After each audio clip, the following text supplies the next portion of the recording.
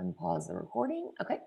So the very first way, before we ever had Command, we have a product at our market center called Michael Lewis Marketing Suite. And Michael Lewis Marketing Suite is a product that we used prior to Command.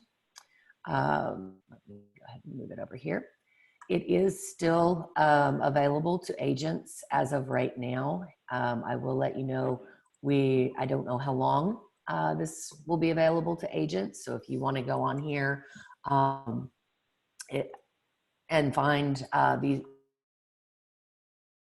go on to Michael Lewis Marketing Suite, and under the free stuff, and you can find on here that there are a number of different listing presentations and buyer consultants.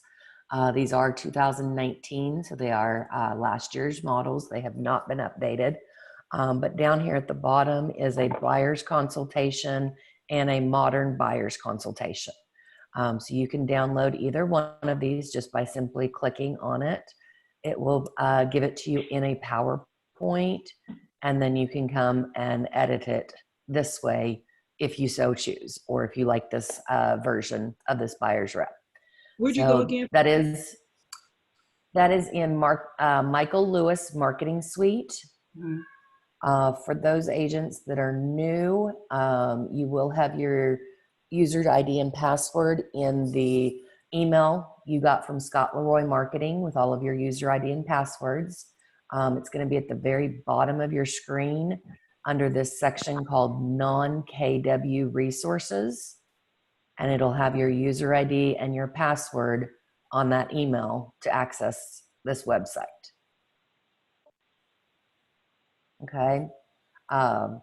So not what the total class is about today. It's really about Command and using the buyer's presentations within the design section of Command. But I wanted to let you know that that tool is available out there if you wanted to do something on kind of a PowerPoint type presentation.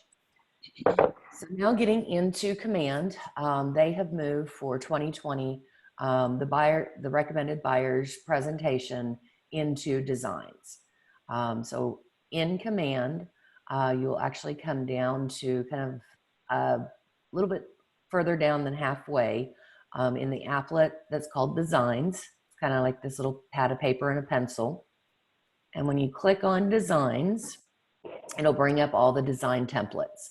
If you don't have design templates here, that's fine. These are my design templates that I've created that are kind of on my dashboard.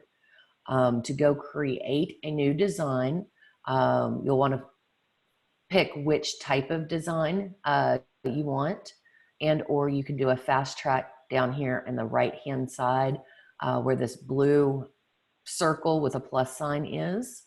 So you can click on that, and even though they're kind of virtual and digital, the buyers and listing presentations are in print. Because they are in a print format that you can print out and hand to your clients if we ever get back to that environment where we're not emailing them and doing virtual meetings over Zoom with our clients. So once I clicked print, all of the templates will come up and they will be listed down this left-hand side. We are going to go to the buyers section, and you're going to come down here to the buyers presentations. There are two different buyer's presentation booklets. There is a classic version and a modern version. Both of them have 31 pages to them. You can choose either one that you want. We're going to choose this classic version right now just to kind of play with and show you what you can do with this in designs.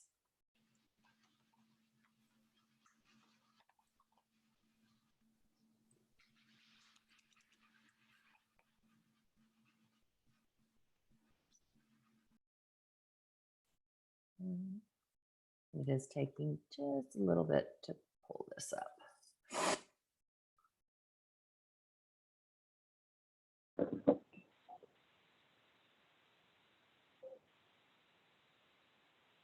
You can kind of see it's thinking down here.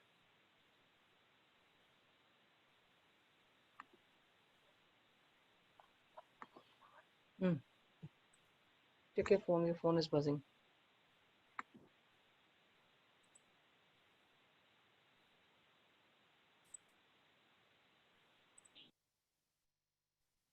I am going to go ahead and mute everybody on the call, so limit the background noise, but please, if you have a question, feel free to turn on your camera, unmute yourself, any of the above.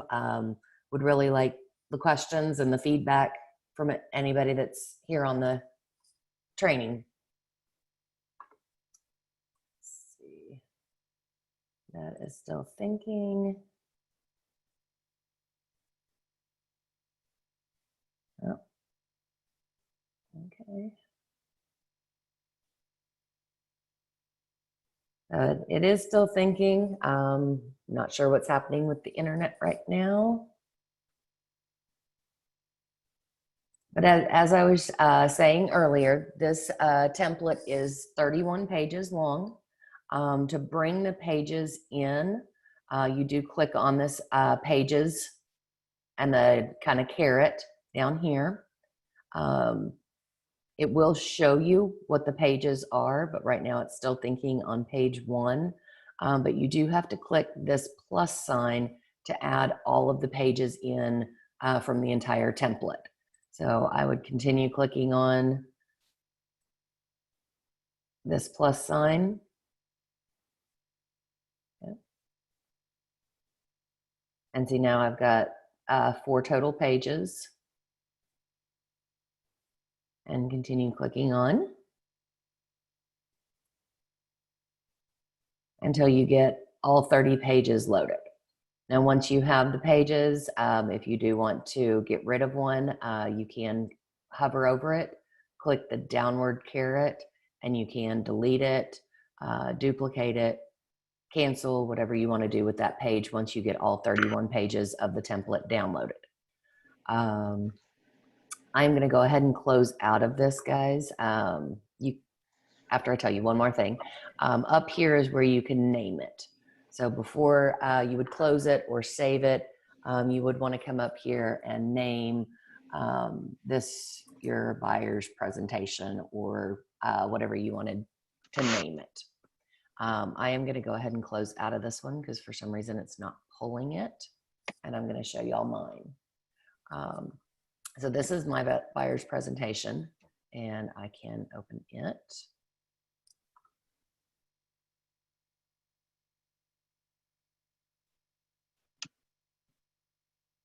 Okay, so this is my buyer's presentation. This is what yours will look like if you have better internet than I do right now. It will have your 30 pages down below, or 31 pages. I've actually taken a page out of this one already. But you can click on any one of these pages to actually see it in your editing window. So as y'all can see, I've already kind of updated and added my information to this. I've added our Market Center logo. I've changed the picture. I've added my headshot in here, changed all of my information. If you keep going, I've changed the picture out here. If you can't really see this, there is a zoom function down here on the right-hand side. You can zoom in. Maybe we'll zoom in a little bit more so y'all can see this. So you can kind of see what it says, what the wording is. There was a different picture here. I've uploaded this from my pictures. You can adjust any of these that you want. I'll go through a little bit of the editing functions, but there is a full class on how to work with documents in design. Just a couple different icons over here. You do have your image section, which you can add to your library. This is my library. I've uploaded all of my headshot images. If I wanted to upload any other images, I could do that as well. If you go one area over, the company has created stock photos. So under the company, there is some stock photos in here if you wanted to maybe replace this with even a different image. And there is an add button up here where you can add images from Facebook, any of your Facebook pages, Google Drive, drag and drop them from your computer, however you want to move images into this area. There is a text function. This comes out of your marketing profile. So these will actually already be downloaded. So our market center number, my tagline, address, all of this is already in here. You will also have the ownership statement that is in here from the company. Banners, if you wanted to have any type of little banner, you can move those over, change the wording in the banners. And then of course, any type of text that you want to add, subtext, body text. Icons are just that. I don't have any in my library, but the company does have a couple little icons here. And then logos. This is where you can update your KW logos, your market center logos. As you can kind of see, I have all three different color schemes of the market center logos in here, just depending on what design I'm working on, whether I do a full white one, a gray one with the red KW and such. I apologize again. So it's just drawing, designing, shaping, making this presentation really your own. You go through each page, page by page in here. I would really say make sure that you're reading what you're writing. Make sure that you're highlighting things that are important. This right here actually originally says your family comes first. We're kind of in a different market right now where safety and showing houses is kind of top of mind, and it's one of the top questions. So I really kind of edited this page to say your safety comes first. And I changed some of these things and the wording around here to be more focused on how I'm going to keep them safe while we're buying a house. What we're going to do, what measures are we going to take? And then as you kind of continue going in on the buyer's presentation, it really talks about the app and finding their home on the app. What's going to happen kind of differently than what's happened in the market before, where we would go out on a weekend, we would maybe drive around to 4 or 5 different houses, look at neighborhoods. Now we're having to do it virtually. So I've had to change my buyer's rep or my buyer's presentation to reflect that. It's much more heavily focused on my app and searching online and having virtual discussions. But read through this and you can make this your own. If you don't like a page, you can take it home, take it out. If you want to change something, put a different page in, you can. But all of it's editable right here in this WeGuide editor. So let me pause right there right quick and see who has questions about this editor and the presentation. I have a quick question, Christy. Yes. I'm sorry I joined late. Can you tell me where you got this? Which tab? How did you get it? It is under your designs.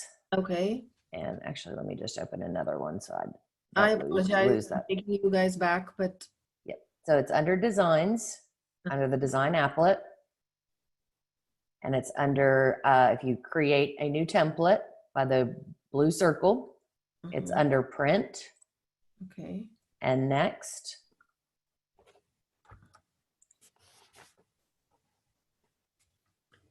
And then, come on, command.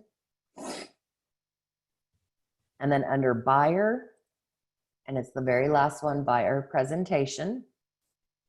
And you can choose the classic version or the modern version. Okay. Okay.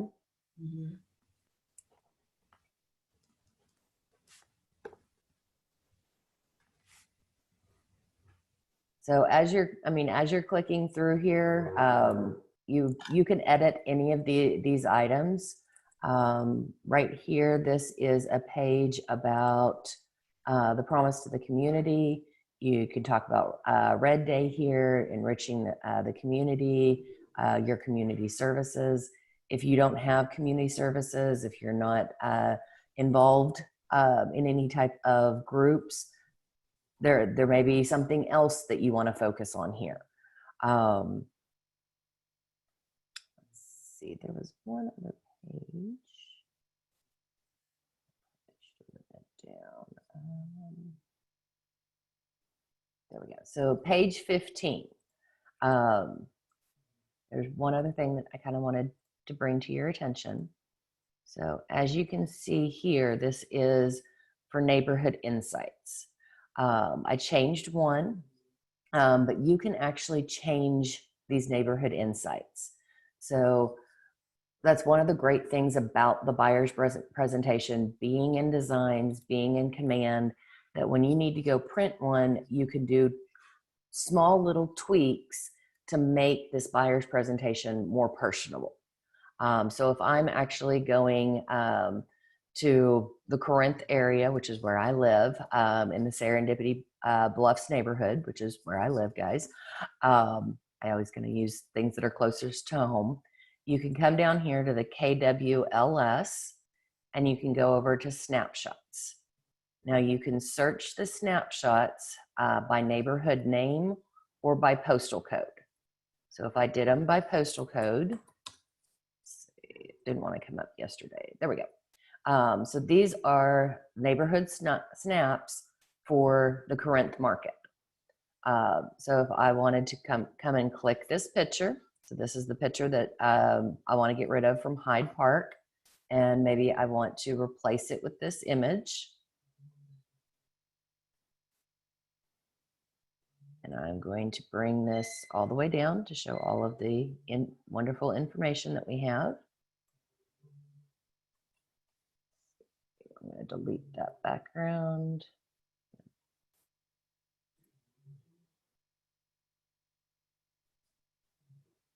And you have to sometimes play with it a little bit to get it to move around. Okay, so looks like that's going to be even there. So now this page just went from something very abstract where you can talk about the neighborhood snapshots to your clients, and you can actually show them their market data. So if I had a buyer that said, hey, I want to live in the Corinth market, I really like this, and this subdivision. Maybe I pull one of those, maybe two of those. You can change this around however you want. Maybe you wanted to do the neighborhood insight. You want to put all of the city information on one and then add a page or duplicate this page. Let's go over here. And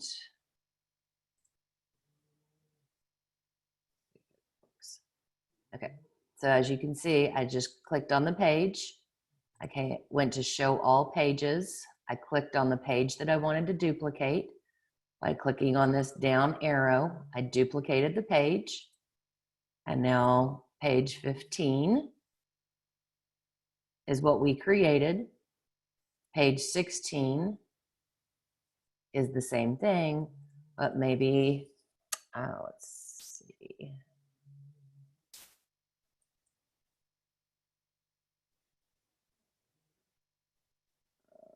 I'm trying to think of another subdivision in this area.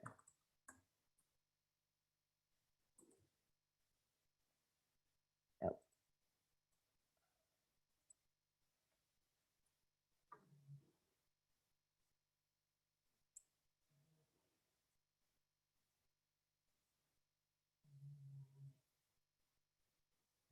Thinking about it. Christy, I have a question real quick. Yeah. So I'm trying to mimic you and I'm doing it on my screen, but I don't have the KWLS. Is there something I need to do to get that added? No, that should be on everybody's. I'm not sure why it's not on yours. Okay. Okay, I'll look into it. So you're in Command, you went into the editor. Well, maybe, let me go into, hold on.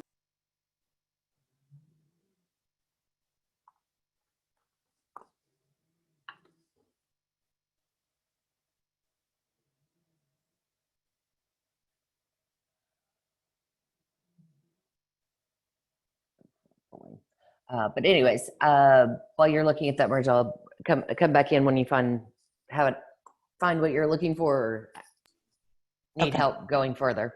But say maybe I wanted to change these again, and I wanted to add this Kingston market and another one. I think y'all kind of get the idea that these can you can do whatever you want to with these pages. These are completely editable. They're completely customizable. You just literally come in here and you can change anything you want on any page to make it read what you want. If you wanted to come in and say you did that for another client and now you want to take that page out, simple, just come in here and you're going to delete that one page. Yes, I'm going to delete that page. And now you're back to just the one neighborhood. And then maybe you change it up for your next client and maybe they don't want to look at Corinth. Maybe they want to look at Capel. And so now you're in Capel and a neighborhood in Capel, which speaks a little bit more personally to them. Okay, I got it. I added all my pages and then I hit save and then I went back in, I guess to the editor and then they were all in there. Or that KWLS is in there. I have a question. Am I able to add a blank page on there? Like if I wanted to write a letter or something or am I able just to duplicate and the page has to look exactly the same? All pages. So if I click that, yep, there's your blank page. So all you have to do is come down to the very back side of your pages. And when you click on next, there's no more template pages. So then it gives you a blank page. And if you click on it, you can move it and move it anywhere you want to. Okay, I see. Thank you.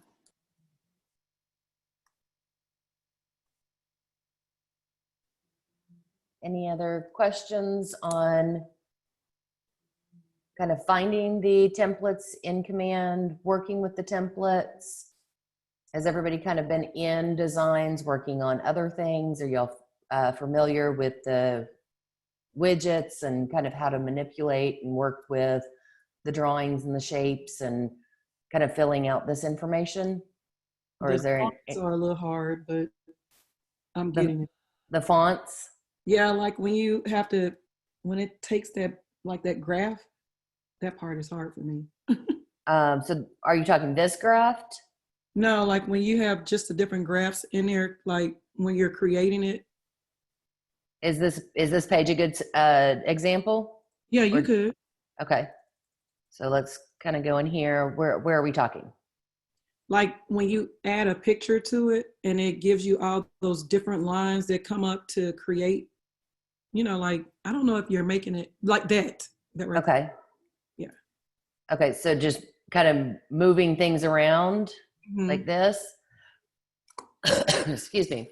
Yeah, these are your guidelines will just kind of show you when you're in line with other boxes.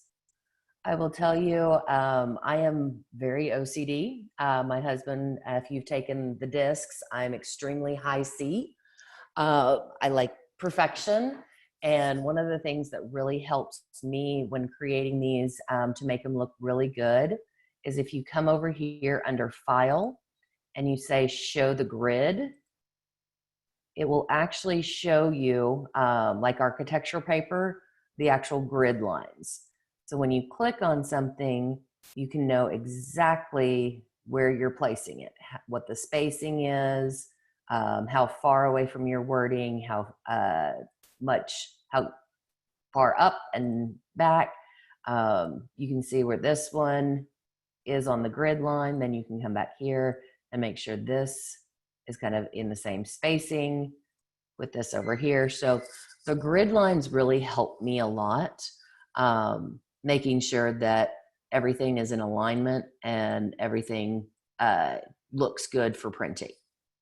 So if I change the wording of this and have to change the size of this box to maybe accommodate some more wording. Now this box doesn't match this box, but I can come over here and I can use the grid line to make sure that now they're matching up and they're in alignment this way so that my wording still looks professionally done. Sheila, does that grid lines help you a little bit? Yeah, that did. Thanks. Okay. Not everybody likes the grid lines. They're very, very kind of hard to see. I don't know if y'all can really see them very well on the Zoom call, but I use them a lot in making sure that everything is where it needs to be.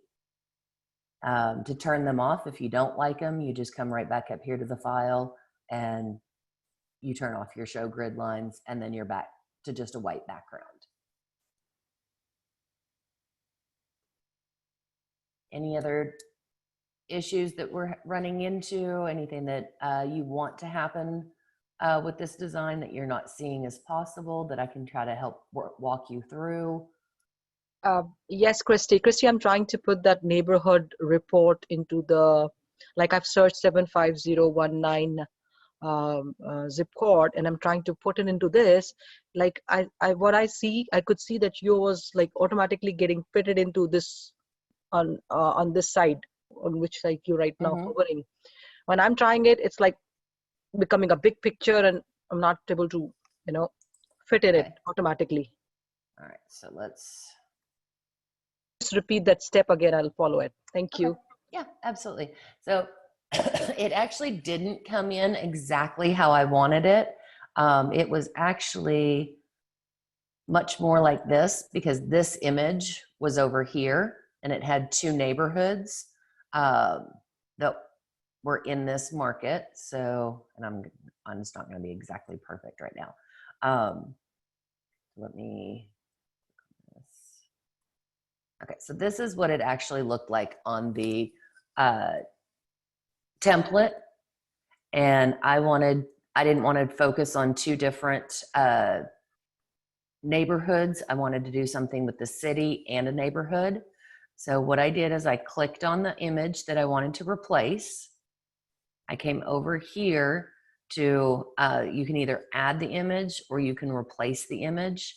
And because I already have clicked on where I want this image to go, I can hit replace image and it will throw it in directly into this box. Then I can take this box and manipulate it up and down for as big as what it needs to be. And then I can go and line it up next to the neighborhood. And whether that's a little bit further out or however you want to line that up, you can manipulate that however you need to. Got it. That help? That helps. Thank you. Okay. Thank you. I think what was happening is, as you can see over here, if you don't have anything highlighted and you don't click in that box before and you just come over here and grab the item, well, it kind of threw in that box. Yes, right now. exactly. This was happening. Yeah. I think I missed out on that step. Yeah. So if you just come over here and drop it somewhere, now it's big, it's odd shaped. You've got to really manipulate it quite a bit. You might be able to make it fit, but it's going to take a lot of work. Christy, this is Yes. Patricia. I'm sorry I came in late. How did you go to that snapshot so you can edit this zip code? Okay, so it's down here in KWLS. How did you go to KWLS? Okay, so what we found out, Barzella actually found out, you actually have to save the template down and go back into it before the KWLS will show up. So come up here and say the name of your template and click done.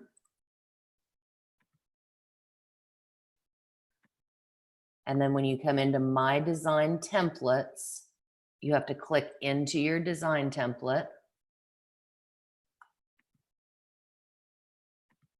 And now is your KWLS there?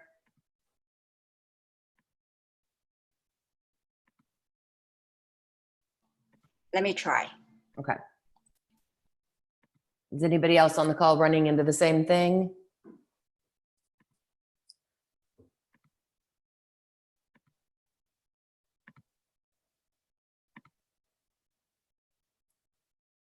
See if I can.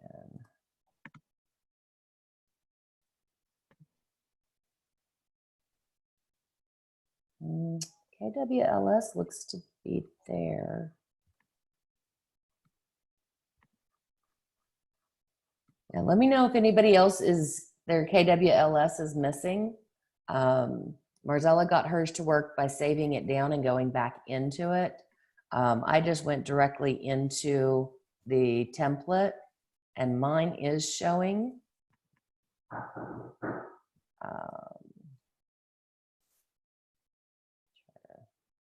some of these pages.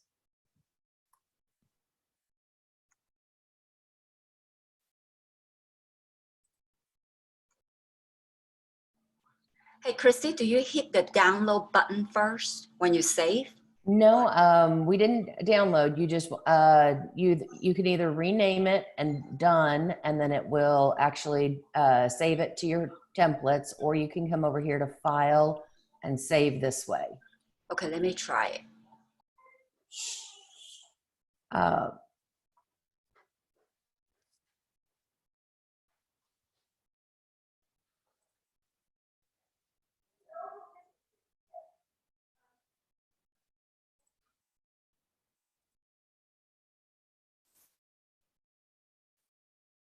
We've got some pages. Yeah, mine's just taking a really long time to bring everything in. Okay, Patricia, while you try that, just let me know.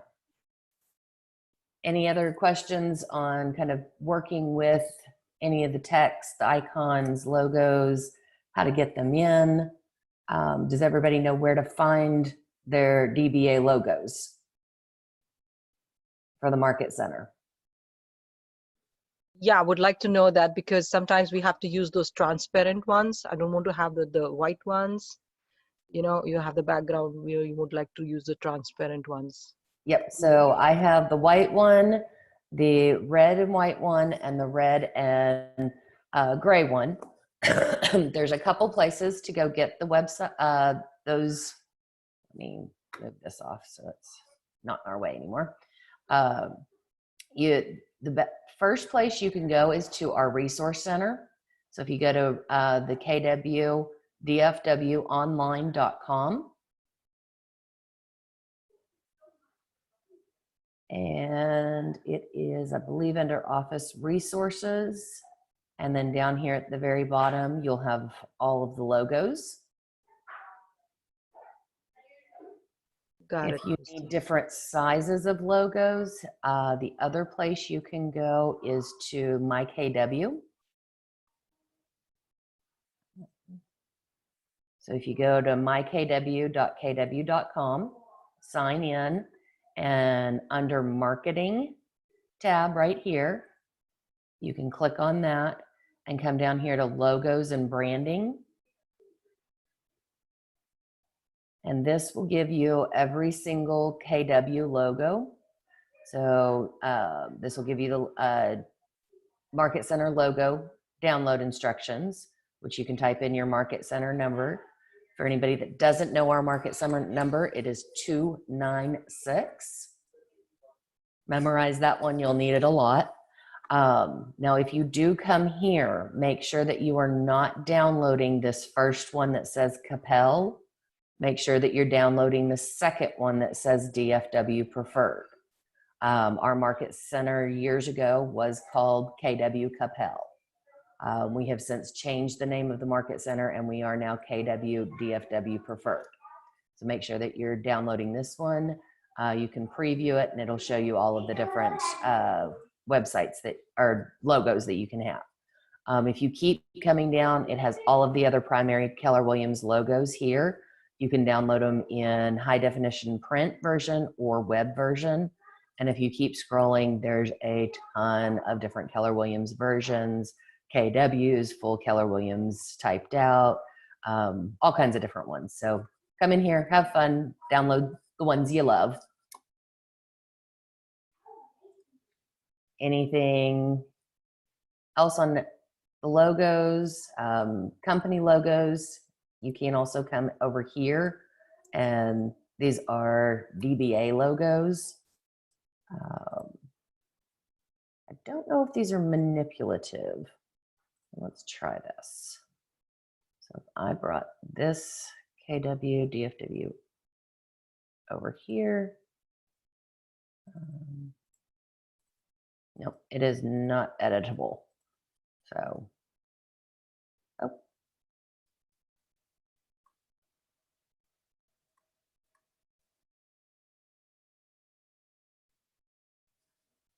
So these are not editable. If you come down to KW, they do have a lot of those KW logos already here for you. But you will have to do your own KW logos here. Any other questions other than logos?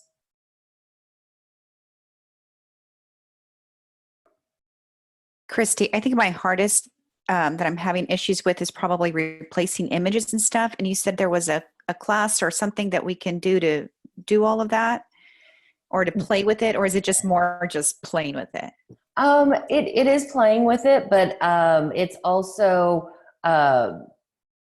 there is a designs class that I do, but I do have a few more minutes, so let's go find one. Do you have a specific page that you're having trouble on a specific image? Yeah, I was doing the same one where I put my zip code and I was inserting the, it would replace the image of the insights, of the neighborhood insights. Mm-hmm. And it's just kind of trying to, I'm just having a hard time decreasing the box and cropping it and stuff like that. Okay.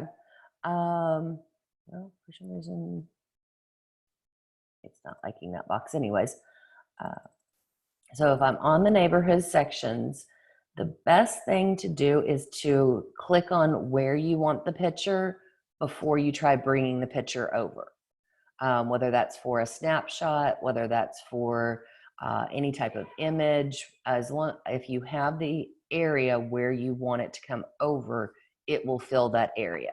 So even though this is a snapshot, if I come over here to my headshot and I click on replace image, it will automatically fill that specific area with whatever image I want it to be. Then to edit that, make sure you click on it again. And then it's kind of like manipulating things in PowerPoint. If you cover over the corner, it will decrease and increase the entire image proportionately. If you click on one of the edges, you can maybe not stretch it out. Maybe you'll stretch it out this way. If you click on down here, you can stretch it out going down. But you can manipulate those any way you want to. If you don't like what you're doing and you're just trying to test things out, there is always this back button up here where you can click back. Come on. Okay, so it's clicked it back this far. If you do save an image, so let me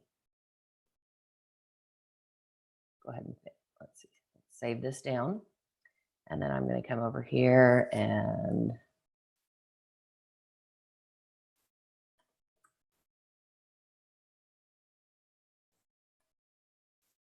they're in.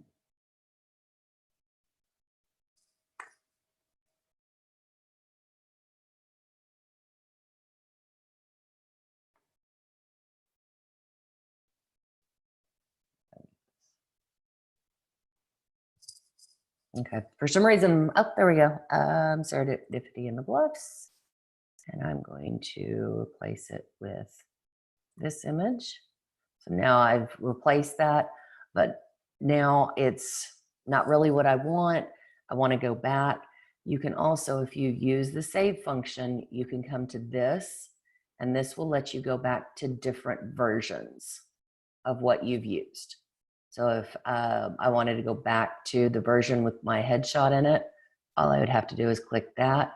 It would take it straight back to the last version that I saved. So if that helps kind of while you're playing with it and manipulating it, if you do, like I just did. Oh, let me get that out of there. So what I did is I clicked the entire page, and then I went to click the serendipity, so it made it the entire page. So I need to make sure that I'm coming in here, scrolling in, clicking just this. Not wanting to let me click just that box. So right now it's not wanting to let me do that. And let's go back to another version. And now, oh,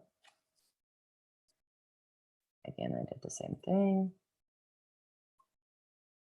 Now, it's what I wanted it to do.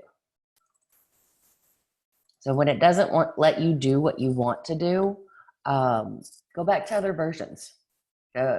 Save often, so that if you do mess something up by clicking around, that you can come back in and backtrack just a little bit. Does that help? Yes, it helps. So I just noticed that I think I'm looking at your screen. You don't have the KWLS on there. I wonder why that goes away. Is it? I wonder why that went away too, because I'm in KWLS. I have the same problem too, but then when I go back to KW design and come back in here, then the KWLS will show up again.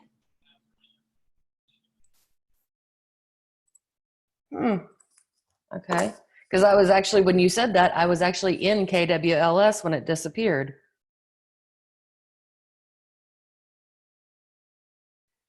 Okay, let's try saving it, closing it.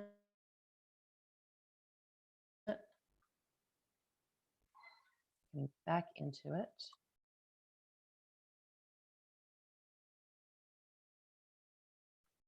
I know yesterday they started having a lot of issues with Command, and there was a lot of bugs that came out on the mobile apps, the Facebook campaigns.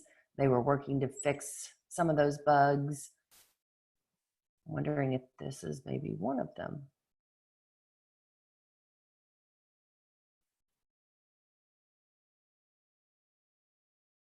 Yeah, because now I've come back in and that KWLS is back. So I'll report that to the tech drivers. I actually have a call with them at 11 o'clock. So I will report this as a bug that it's disappearing. But if it does disappear for you, just save what you're doing, get out of it and get back into it until we can get that bug fixed. We have a chat comment. Oh, okay. Not a problem, Elber. Have fun.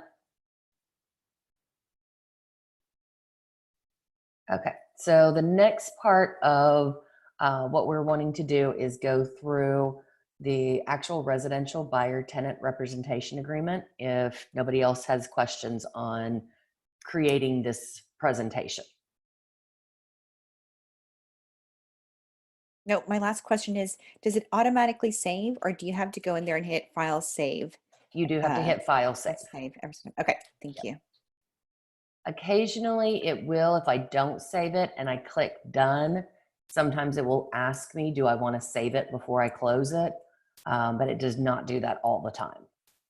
So I just have gotten in the habit of click file save every few minutes. So if I'm manipulating something, if I have an idea and I think, oh, let me go see what this looks like, I just hit save just right before I go and manipulate something. In case I don't like it, I can go back to my previous version and I don't have to redo all of that. It's just a quick reset.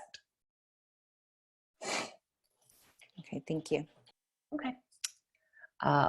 So if you play around with this, designs is really one of those really cool areas of command where it gives agents the ability to be as creative as what they want to be. Not all agents are creative. I'm probably one of the less creative challenged agents because my mind focused more in detail and straight kind of financial analytics, but it's fun to get in here and play with it. See what you can find. See what you can manipulate on the different pictures and the wording, and it's better than playing on Facebook. So the next thing I wanted to do is just take a few minutes and run through the actual buyer's representation agreement. There are a lot of agents, not only new agents, but existing agents out there that are filling out portions of the buyer's representation agreement incorrectly. And there are people, agents, not only new agents, but existing agents that don't do buyer's representation agreements because they think it's an awkward conversation to have with their clients. So just want to run through kind of the compliance part of it, making sure that you're filling out correctly and explaining the different areas so that you're knowledgeable in explaining them to your clients. So the first section of this is the parties. The biggest thing that I see here is that agents put John and Jane Doe. This needs to reflect their full legal names. So it needs to be John A. Doe and Jane B. Doe. Just as you would write it on a contract, that actually needs to be reflective here on this agreement as well. I do see a lot of agents also skipping the rest of the contact information. Their address, maybe phone and email, they leave this blank and just have names. It is important to have their contact information in here as well. The second area is broker. Here, when you're looking at broker, it's not necessarily Liz Rorick, our broker. We're looking for the brokerage. It's who your license is sponsored by. Liz is the actual broker of record for our brokerage, but she is not personally sponsoring your license. So it is Keller Williams DFW Preferred. Our address has changed for those of you that are new. This is the only thing you know. But for those existing agents, make sure that you're updating this to our current address and not the 546 Sandy Lake.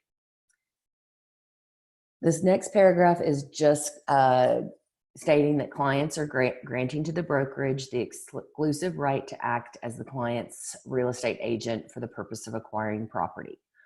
So this is just kind of like the exclusive right to list.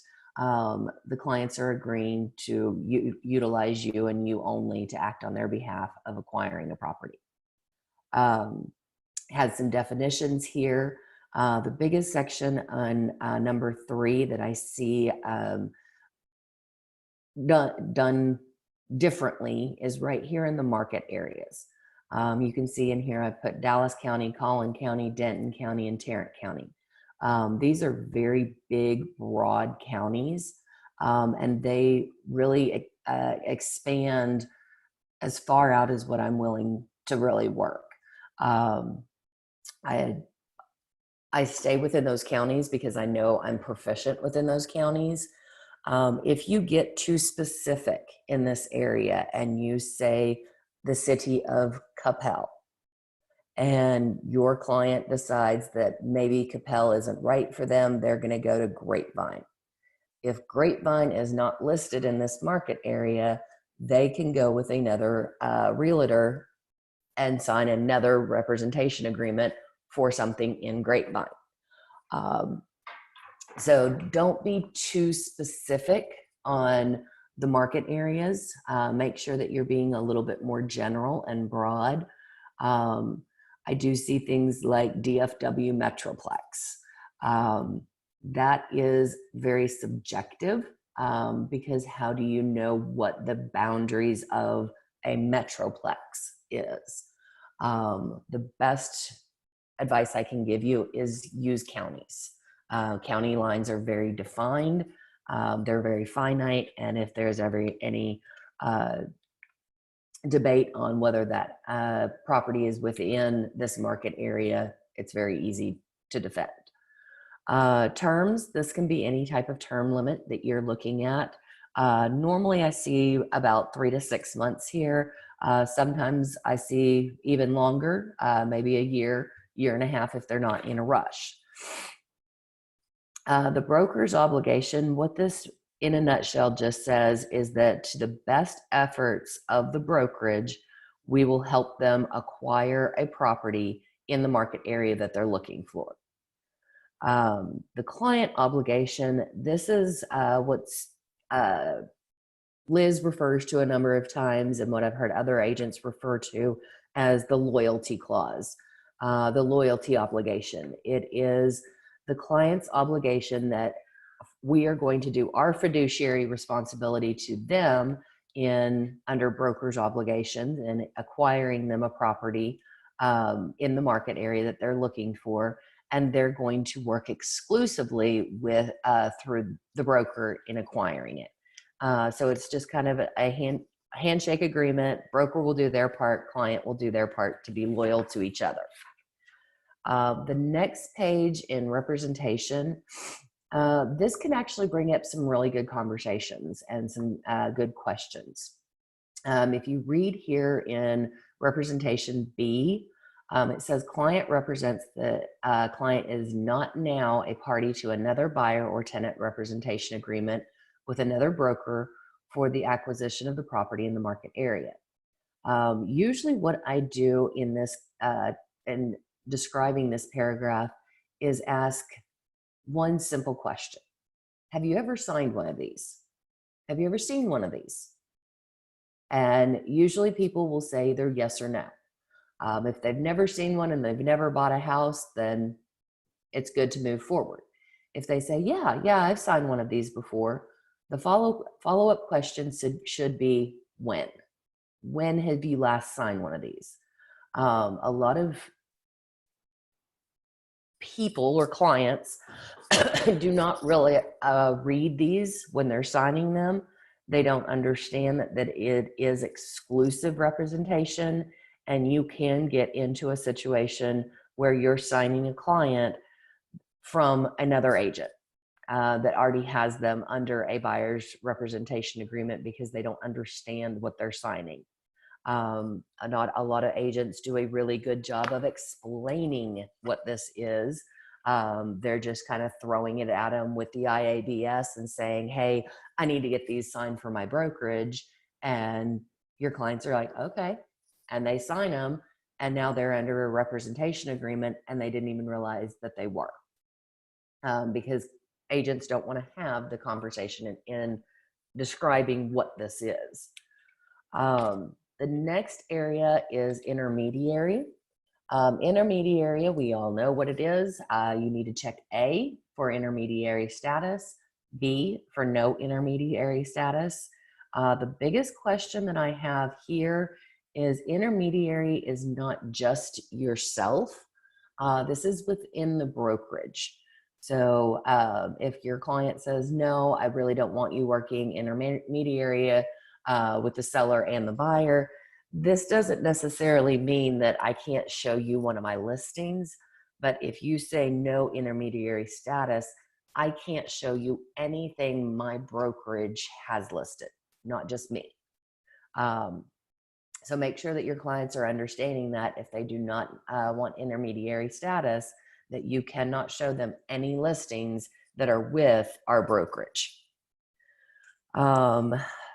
This is just kind of the notice to explain paragraph 8 and what intermediary is. Your competing clients down here, this is just acknowledging and disclosing that you do work with more than one buyer, and that other buyers may be looking in the same areas and or the same price points that they're looking in. And that if you do have competing clients, as it says here, you have client John and client Jane, and they're both looking for the same type of house in the same area and the same price point, you may be showing the same house to both clients. And you do have a fiduciary responsibility to both clients. And it gets really awkward if you get into a multiple offer situation with both clients, but if you do get it in that far, go to your broker, go to Liz. She'll help you walk through that. But this is just disclosing to your clients that if you do show them a house, it is not prohibiting you from showing that same house to another client. The next section in number 10, that's our confidentiality. This just states that saying during the term of this agreement and or after, you may not divulge any information that you obtained about your client while representing them. It's kind of like that lawyer rule. Once you're a client, you're always a client, and you're not to share confidentiality with anybody else. And that is forever. That's anytime during the agreement or after, as it says right here. The only, in paragraph 10B, the only stipulation to this is if it's otherwise required by law. So if you are going to divulge confidential information, make sure that you have that subpoena in your hand. You do not want to get in a situation where you're divulging confidential information. Brokerage fees. This is going to be the most uncomfortable paragraph of the entire agreement. This is where clients agents kind of hem-haw around with their clients. They don't want to kind of read through everything, because in essence, as this is stated, is here is my commission. It is whatever you put in this blank, or this blank, or this blank. And if I cannot get my payment from the seller, landlord, or their agent, you are now responsible to pay my fees. That can get uncomfortable for some people. Whether this is enforced by you is completely at your discretion. What I have seen agents do is cross out this underlined paragraph or sentence right here that says, if such persons refuse to fail to pay broker the amount specified, client will pay broker the amount specified less any amounts broker receives from such persons. This is kind of that awkward. And if they cannot explain well enough to their clients that this is not a given, this is an option. I've seen people mark this out, have both parties initial, and strike this from the contract. Now note, if you strike this from the contract, there is not any going back if you do want to go and try to collect fees if the seller, landlord, or their agents do not pay you. So this is finite if you do remove this. And then all of these others are kind of null and void as well, because this talks about if the client is in breach of the contract, commission is still due by the agreement, and that the client still is responsible for paying the agreed upon commission. Then, and these kind of go hand in hand. The next part is talking about additional compensation. Additional compensation is any of those bonuses or extras that are added on, maybe to entice a listing or to move new construction. I see a lot of times an additional bonus, and this just states that we are eligible to keep that as compensation, but the client is not obligated to pay any such additional compensation bonuses to the brokerage. The next one is acquisition of broker's listing. Listing agreement, the owner and client have no obligation to pay the broker. The last part, this is where the construction clause comes in and specific service providers. So F1, this is where if you're doing new construction, you can type in what that fee is for the new construction. Some people, depending on the amount of work in the new construction, whether it's a custom build or something like that, they will put something in here above and beyond the 3%, or a specific dollar amount.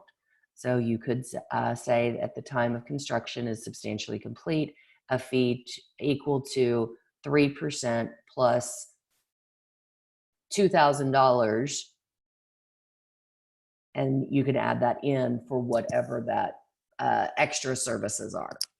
Now, the second part of it is the service providers. So this tells your clients that you do have a list of vendors that you do provide to all of your clients, that there may be a fee from the service provider for the referral.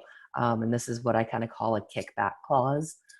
So if you do have a vendor that says for every person you send me, I'll give you $10 or $50 or a gift card to Starbucks or whatever that is.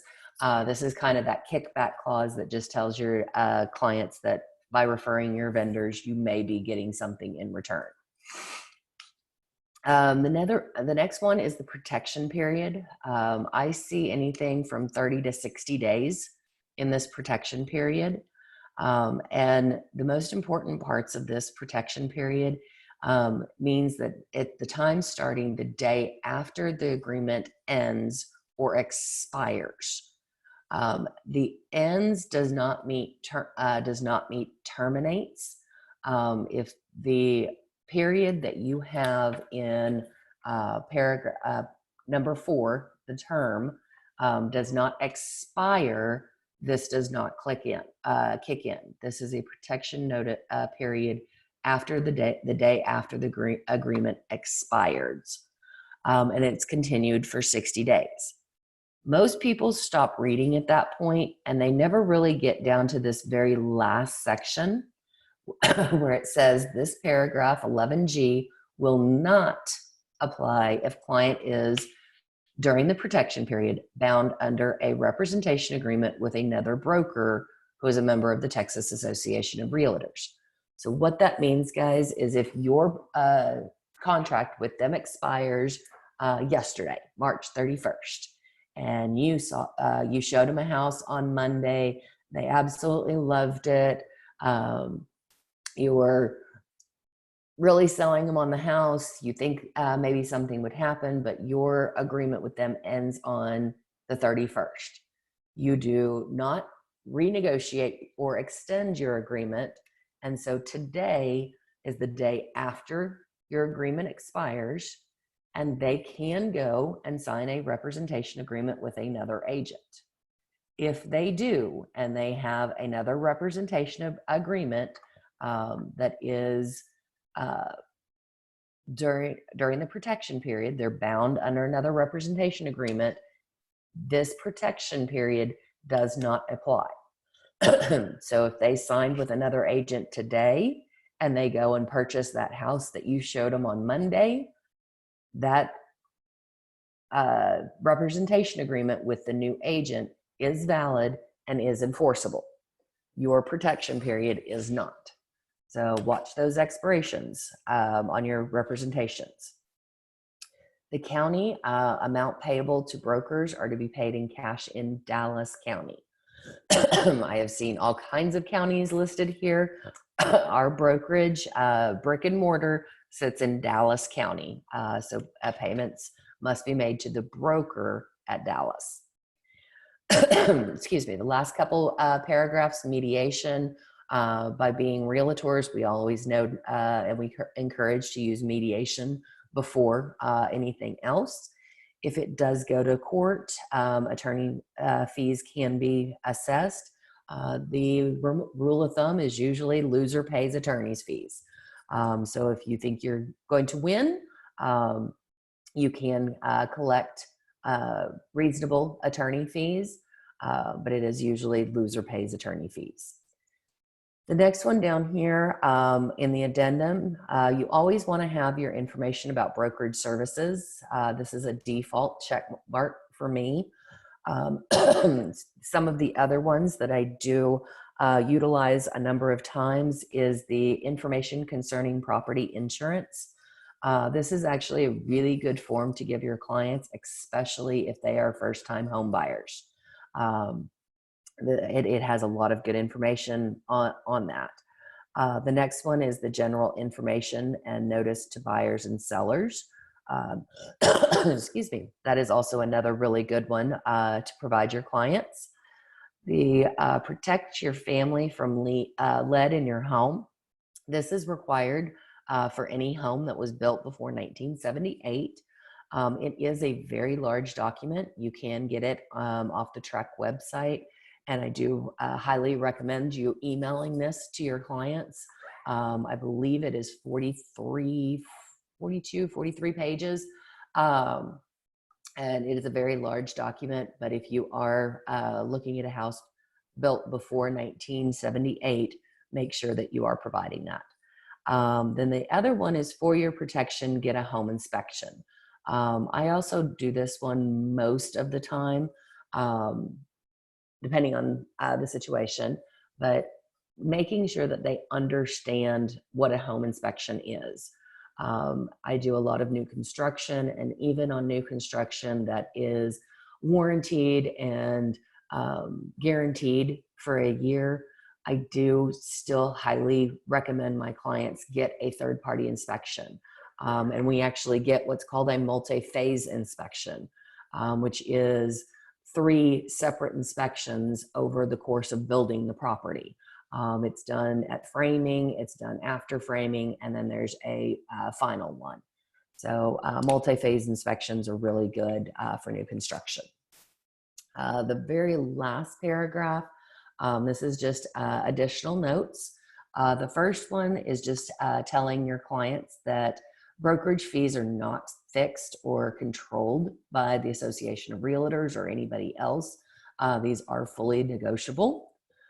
Paragraph B talks about the fair housing laws and that we must adhere to the fair housing laws without prejudice against race, color, religion, national origin, sex, disability, familial status, sexual orientation, gender identification, or any local or ordinances that are protected classes. The paragraph 18C talks about the broker is not a property inspector, a survey, an engineer, environmental assessor, or compliance inspector. We are agents. We are there to give our clients the best advice that we can, but we are not inspectors. We are not builders. We are not anything other than what we are certified to do as be their lifeline for information. Paragraph D just talks about the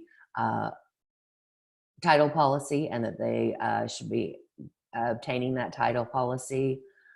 Paragraph E talks about the residential service contract and that what that service contract is in Texas. Paragraph F, this is kind of a sticky one. This one lets them know that clients might be recorded or otherwise monitored while in other people's properties.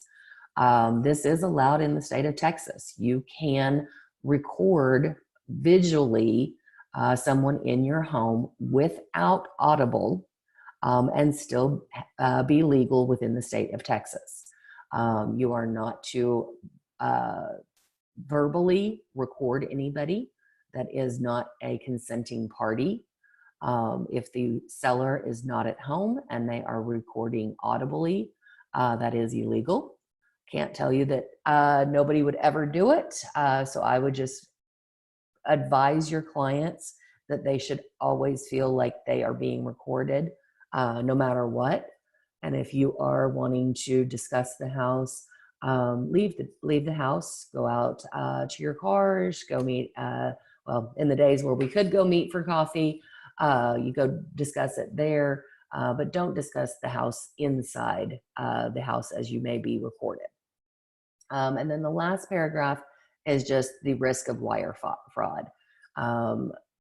Our brokerage will never ask any one of our clients through electronic communication to wire us funds and or provide personal information.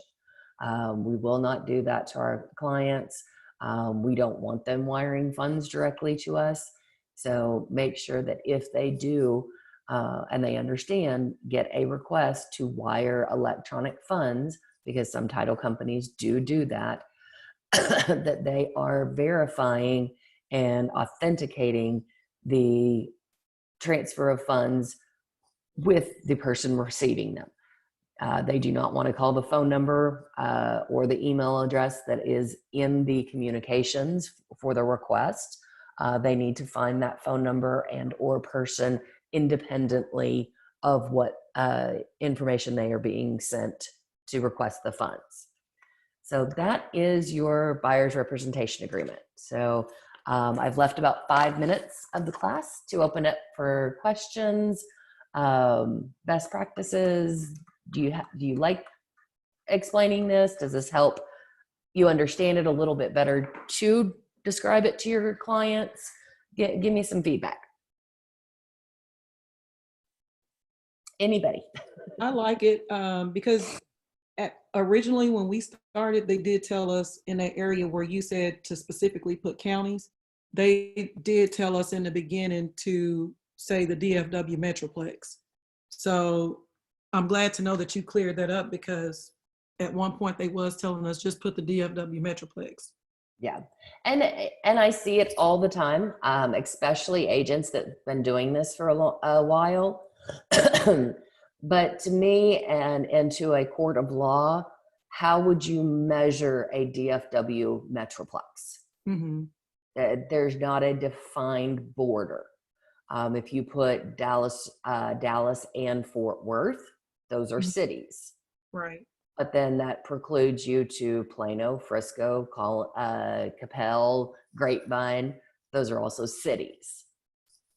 So the best practice I have found is by going through county. There is an actual defined county line, and that each county defines more than one city. Right. Okay. Glad that helped. Any other questions on your buyer's representation agreement or your buyer's presentation? Anybody done any virtual buyer's presentations and want to kind of share how that went? Not at this time. I'm just trying to get this listing going. Yeah, you're working with a listing. So come back Friday. I've got listing presentations and listing agreements on Friday. Okay. So, all right. Well, I will go ahead and end the class here. And I'm